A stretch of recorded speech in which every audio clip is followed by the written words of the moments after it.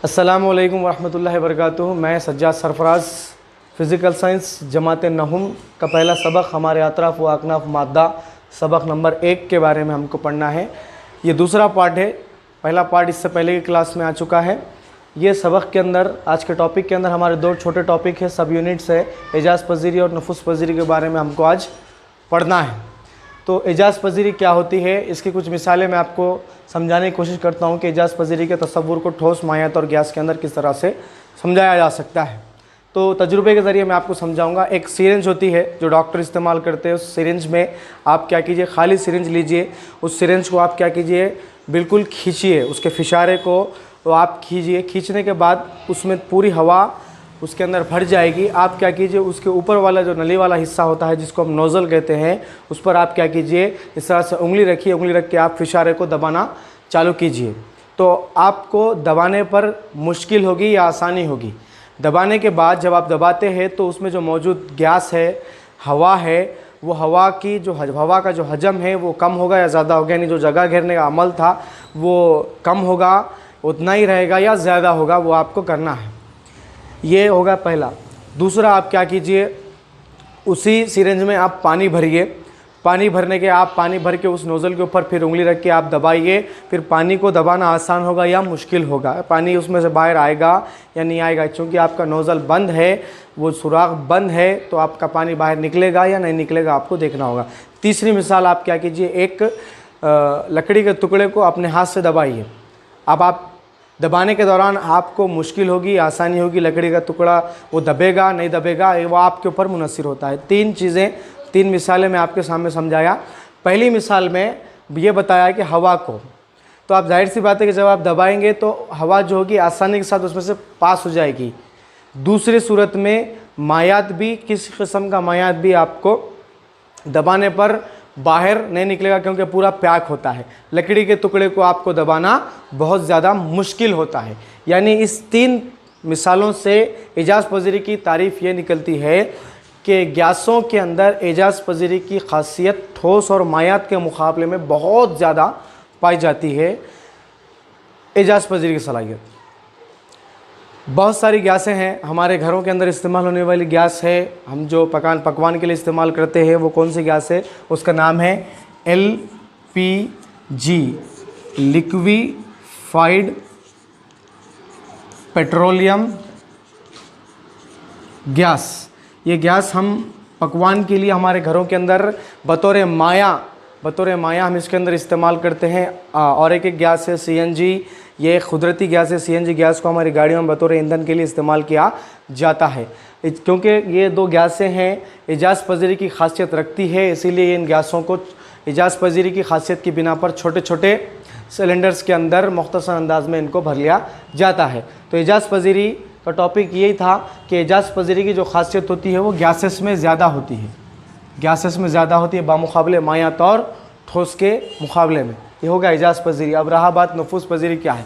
नफूस पज़ीरी, diffusion किसको कहा जाता है, इसकी भी मिसाल के ज़रिए मैं आपको समझाऊंगा कि आप एक कमरा है, जिस तरह मेरा भी कमरे जमात है उस तरह आपका कमरा है। कमरे में क्या कीजिए, आप एक दोस्त को बोलिए कि एक अगरबत्ती वो कोने किनारे पर लेकर ठहरे, और दूसरे दोस्त को कहिए कि आप यहाँ पर ठहरे।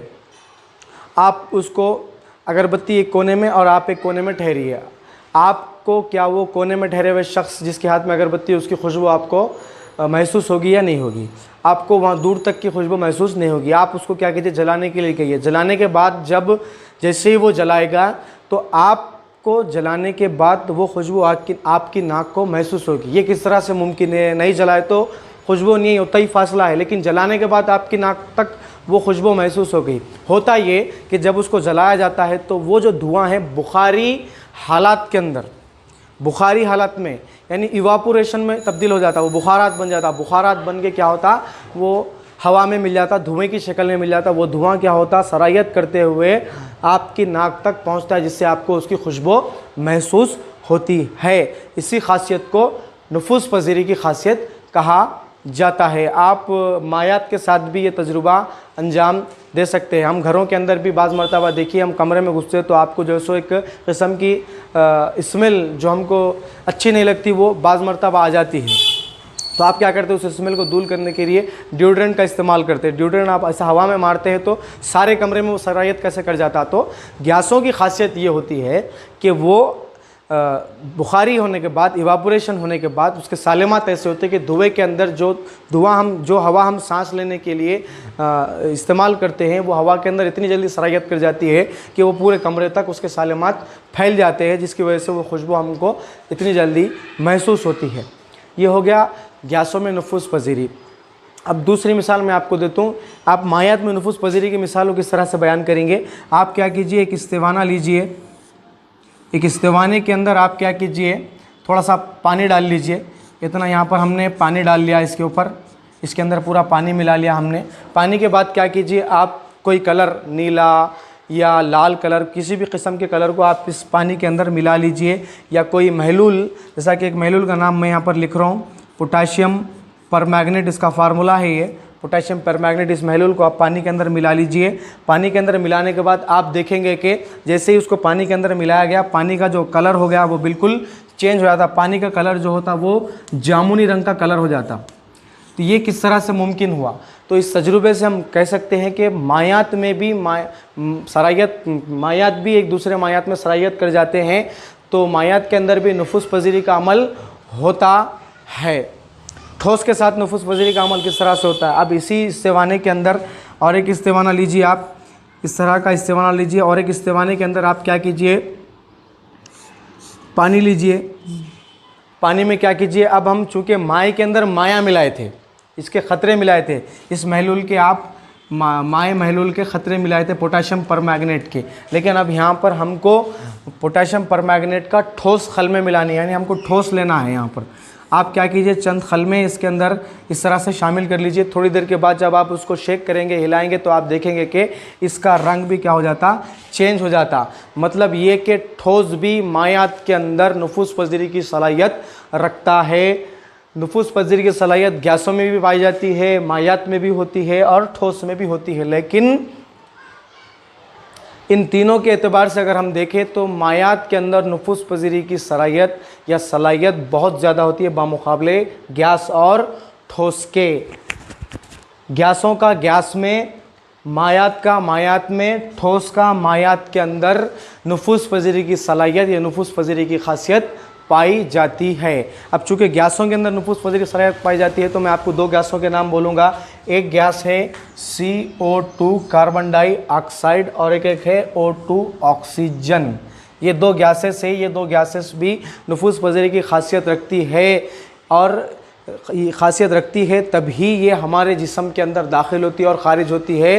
हैवानात और नबातात की बका के लिए ये दो गैसों का नफूस पजीरी की सलाहियत रखना बहुत ज़्यादा ज़रूरी है। ऑक्सीजन क्या होती है, हमारे जिस्म में फेफड़ों में शामिल होती है, फेफड़ों से वो खून में सरायत कर जाती है। कार्बन डाइऑक्साइड, जब ऑक्सीजन दाखिल होती है तो कार्बन डाइऑक्साइड जो होती है वो खून से होते हुए नफूस पजीर होकर फेफड़ों से खारिज हो जाती है। तो तमाम गैसों के अंदर नफूस पजीरी की सलाहियत पाई जाती है, लेकिन मायात के अंदर नफूस पजीरी की सलाहियत इन दोनों में ज़्यादा होती है। और एक मिसाल मैं आपको देता हूँ कि दो गैसों में नफूस पजीरी की सलाहियत किस तरह से होती है। दो गैसों में नफूस पजीरी की सलाहियत, नफूस पजीरी की सलाहियत किस तरह से पाई जाती है। कोई दो गैसें आपको लेना है। मैं दो गैसें ले रहा हूँ। एक ले रहा हूँ मैं NH3 अमोनियम जिसको हम कहते हैं, और एक ले रहा हूँ मैं HCl, एक तुरशा ले रहा हूँ मैं आपको। यहाँ पर माए तुरशा ले रहा हूँ, ये एक गैस ले रहा हूँ मैं आपको। यहाँ पर इसमें क्या तजुर्बा करना है कि एक आपको एक किस्म का इस तरह का ट्यूब होता, टेस्ट ट्यूब होता। उस टेस्ट ट्यूब के अंदर आप क्या कीजिए, ये दो गैसों को, इस दोनों जो भी हम तजुर्बे के अंदर तुरशे गैस लिए उसको इसमें शामिल कर लीजिए। आप अमोनिया को भी शामिल कर लीजिए और आप क्या कीजिए, HCl को भी शामिल कर लीजिए। एक एक बारी बारी से आप इनको क्या कीजिए, शामिल कर लीजिए। शामिल करने के बाद आप देखेंगे कि HCl से आपको हाइड्रोक्लोरिक गैस खारिज होती हुई नज़र आएगी और NH3 से आपको अमोनिया गैस खारिज होती हुई नज़र आएगी। अमोनियम से आपको अमोनिया खारिज होते हुए नज़र आएगा और HCl से आपको हाइड्रोक्लोरिक गैस खारिज होती हुई नज़र आएगी। इन दोनों के रिएक्शन से आपको अमोनियम क्लोराइड वजूद में आएगा अमोनियम क्लोराइड आपको क्या होगा, वजूद में आएगा। ये अमोनियम क्लोराइड कहाँ से आया, ये अमोनियम क्लोराइड कहाँ से आया बोल तो ये NH3 और HCl का जो हम रिएक्शन करें, ये रिएक्शन से हमको अमोनियम क्लोराइड एक सफ़ेद सुफूफ आपको हासिल होगा, ये होगा अमोनियम क्लोराइड। अगर ये दोनों एक दूसरे से नफूस पजीरी का अमल अंजाम नहीं देते, एक दूसरे से सरायत ना करते, तो दूसरी शय आपको वजूद में और शय वजूद में आपको नहीं आती थी। ये था नफूस पजीरी का अमल। नफूस पजीरी आपको मायात में बहुत ज़्यादा मकदार में सरायत करती है बमुकाबले ठोस और गैस के। इजाज़ पजीरी जो होती है वो गैसों में सबसे ज़्यादा होती है, ठोस में और मायात में बिल्कुल कम होती है। हमारा आज का टॉपिक मुकम्मिल हो